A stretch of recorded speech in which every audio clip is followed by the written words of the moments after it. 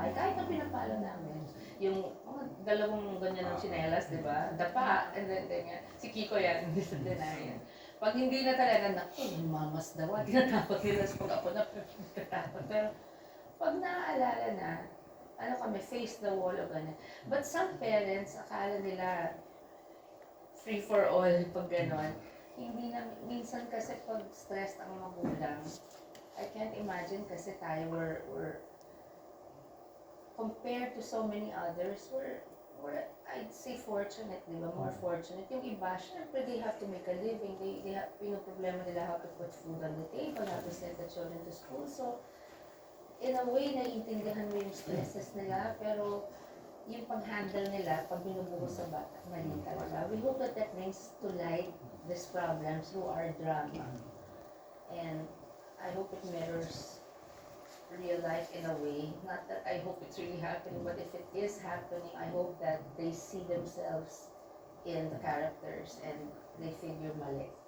There's always a better way. Kanina I asked Julia the same question na, what if may lumapit sa yung bata and then they tell you na pinapalo ako ni mommy at daddy? So, I would find out kung to what degree and why. Kung yung characters ni Jenica at ni Christian yung basehan at ganyan, ako, kukunin ko yung bata, gagawa ko ng paraan, di ba? I-report ko talaga yung parents, tapos I would make sure yung bata mapupunta sa tama. Baka ako pa yung mag-ambon. Knowing you. Oh my God, just go. But there's always, you always have to, di ba sabi nila, the truth is always somewhere in the middle.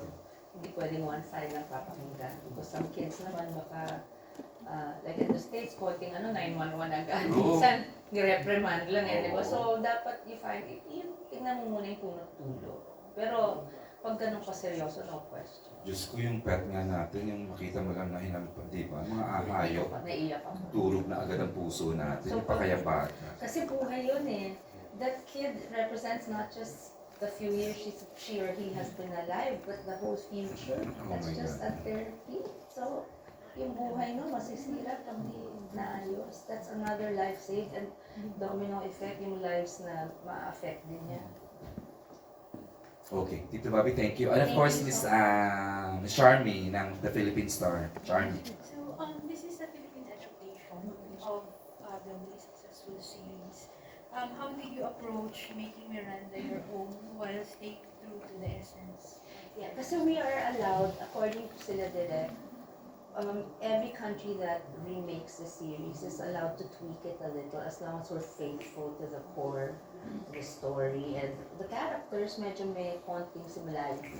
Like the Korean version that I watched so many episodes of, yung mommy is parang an artista, an actor, a movie actress. So, dito, iniba naman para iba yung approach ng public service na kasi gagawin ko parang naging fugitive yung character ni Julia, diba? Tapos ako yung galit na galit, nanapi yung magulang, hindi ko alam yung totoo. So, that's yun yung kaibahan. I don't know about the other versions yet, but I know that every country is given the liberty. What was it like working with Julia and the other cast members? Julia is the only one that I had worked with previously in Provinciano. So we really became close during Provinciano, then we became closer after. And we never lost touch. She's like my daughter. Really, really, really. Kulang na lang sinilang ko siya. We're very close. And so, in doing this, sa amin no effort. Kung may eksena kami together, magtitinginan lang kami. There's so much kasi we've shared already. So, laging raw yung emotions, laging present.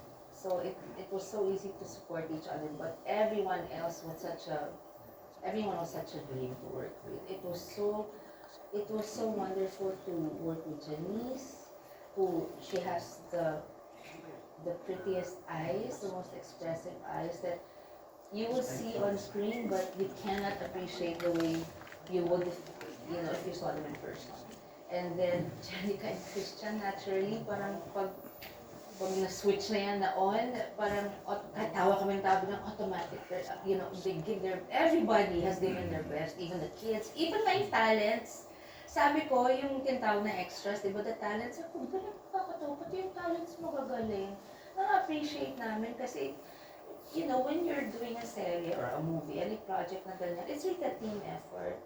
You know, you all have your moments to shine, but how is the soap or the movie supposed to shine if, you know, hindi lahat kayo natutulungan at kumbaga you allow each other, you support each other to be magaling. So, yung ka-eksena mo pag magaling, nakakayang hindi ka magaling, nakakaya not to give your best. So, you feed off of that off of the energy and the way they deliver their lines.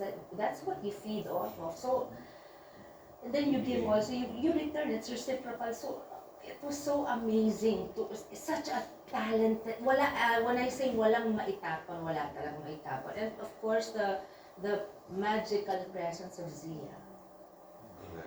I said this in my post a few days ago. I said there were 124 children that auditioned for the role of Faye. She was number 120.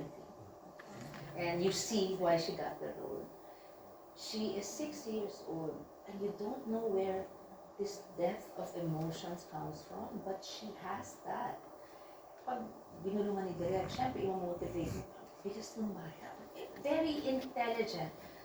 Naiintindihan niya, alam niya yung ganito. Pag yung mami mo, ganyan. She's automatic.